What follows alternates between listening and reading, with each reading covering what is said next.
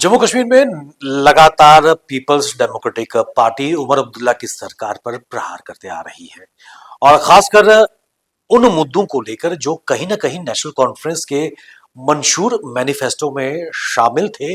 और आपको बताते चलें कि कुछ दिन पहले इल्तिजा मुफ्ती, जो महबूबा मुफ्ती की बेटी हैं, उन्होंने नेशनल कॉन्फ्रेंस सरकार को आड़े हाथों लिया, उमर अब्दुल्ला को आड़े हाथों लिया, क्योंकि अनंतनाग में पैरामेडिकल्स की जो वैकेंसीज निकली थी उसमें 17 सीटें निकाली गई थी और मात्र 3 सीटें ओपन मेरिट में थी।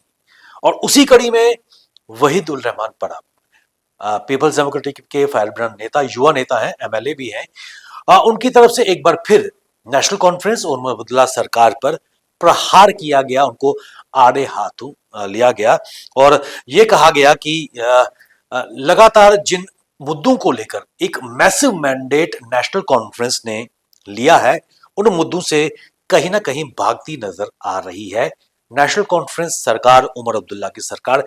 सीधा सीधा प्रहार नेशनल कॉन्फ्रेंस उमर अब्दुल्ला पर उन्होंने कहा।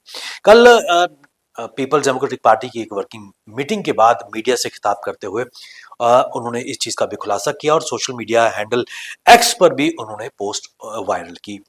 उन्होंने कहा कि सरकार ने लेक्चरर्स की पोस्ट निकाली है और 575 पोस्टें निकली हैं और हैरानी की बात, शॉकिंग है, उन्होंने यही कहा कि अनदर डे अनदर शॉक। 537 में से 238 सीटें सिर्फ ओपन मेरिट के लिए हैं और 337 सीटें सिर्फ और सिर्फ जो है रिजर्व कैटेगरीज के लिए हैं। और ओपन मेरिट, क्योंकि इल्तिजा मुफ्ती ने भी एक टर्म कॉइन की थी, मर्डर ऑफ मेरिटोक्रेसी, यानी कि जो मेरिट है उसका मर्डर उमर अब्दुल्ला सरकार कर रही है। मात्र 238 सीटें 575 में से, तो अपने आप में जो ओपन मेरिट के उम्मीदवार हैं वो कहीं ना कहीं अपने आप को ठगा हुआ महसूस कर रहे हैं। और यही चीज उन्होंने अपने सोशल मीडिया हैंडल एक्स पर लिखा है कि अनदर डे अनदर शॉक।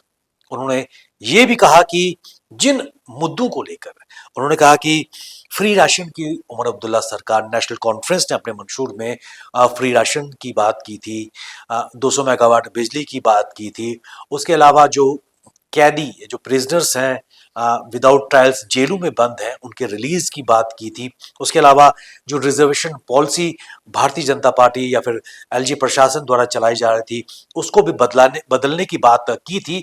लेकिन हैरानी की बात यह है कि उमर अब्दुल्ला सरकार सिर्फ उसी पॉलिसी को आगे बढ़ा रही है।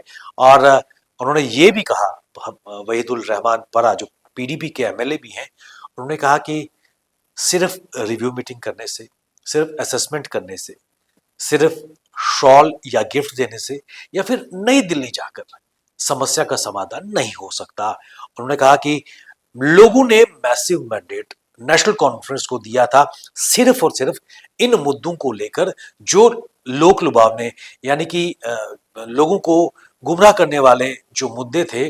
और हकीकत में अभी तक 1 माह से ज्यादा समय हो चुका है, अभी तक कुछ भी करने में समर्थ नहीं हो पाई है। और लोग अभी भी ये सवाल पूछने लगे हैं कि 1 महीने के बाद भी अभी तक डिलीवरेंस खासकर इन इश्यूज पर क्यों नहीं नजर आ रही है। आपको बताते चले कि उमर अब्दुल्ला अभी भी जो कंट्राडिक्शंस उनमें नजर आ रही है, इसका हवाला वहीदुल रहमान परा ने दिया कि उनकी बॉडी लैंग्वेज और उनकी डिलीवरेंस में एक कंट्राडिक्शन भी नजर आ रही है। और जो मुद्दे हैं, खासकर ओपन मेरिट की उन्होंने बात की कि सिर्फ 238 ओपन मेरिट में और 337 रिजर्व कैटेगरी की सीटें हैं, तो कहीं ना कहीं एक जो बैलेंस बिगड़ता नजर आ रहा है। और इस चीज का उन्होंने खुलासा किया कि उमर अब्दुल्ला सरकार जब बननी थी तब उनके मैनिफेस्टो में उन्होंने जिक्र किया था कि जो इम्बैलेंस है जम्मू कश्मीर में रिजर्वेशन पॉलिसी का, उस इम्बैलेंस को नेशनल कॉन्फ्रेंस अगर सरकार में आती है तो हटाएगी। लेकिन अभी तक कोई पहल इस पे नजर नहीं आ रही है, ये कहना था वहीदुल रहमान परा का। और कहीं ना कहीं सियासी गलियारों में लगातार जम्मू कश्मीर में गर्माहट बढ़ती जा रही है। और पहले इल्तिजा मुफ्ती, उसके बाद वहीदुल रहमान परा। लेकिन कल डॉक्टर फारूक अब्दुल्ला ने वहीदुल रहमान के इस रिमार्क्स के बाद स्टेटमेंट दी। उन्होंने कहा कि नेशनल कॉन्फ्रेंस कमिटेड है जम्मू कश्मीर में जो उनके मंशूर में था, और खासकर 5 अगस्त 2019 से पहले की जो तस्वीर है उसको लेकर, उसको बहाल करने को लेकर। लेकिन उसके साथ साथ वहीद रहमान परा ने यह सवाल भी उठाया है कि क्या कारण है कि 5 अगस्त 2019 को लेकर, जिसपे 370 35 ए भी आता है, नेशनल कॉन्फ्रेंस खामोश है। सिर्फ स्पेशल स्टेटस नेशनल कॉन्फ्रेंस ने रेजोल्यूशन के जरिए सामने लाया है, लेकिन 370 और 35 ए पर एक खामोशी उन्होंने इख्तियार की है।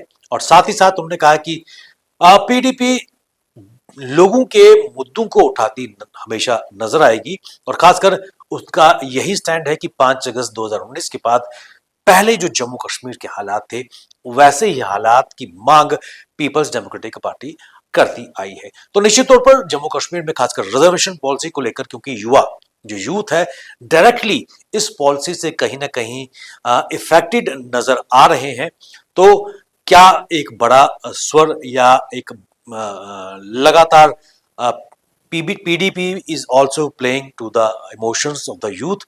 और देखने वाली बात है कि आने वाले समय में क्या नेशनल कॉन्फ्रेंस की सरकार इस रिजर्वेशन पॉलिसी पर कोई स्टैंड ले पाएगी और युवाओं के साथ इंसाफ कर पाएगी और इस इम्बैलेंस को दूर कर पाएगी। ये कई सवाल नेशनल कॉन्फ्रेंस सरकार के सामने है, चुनौतियां उनके सामने है।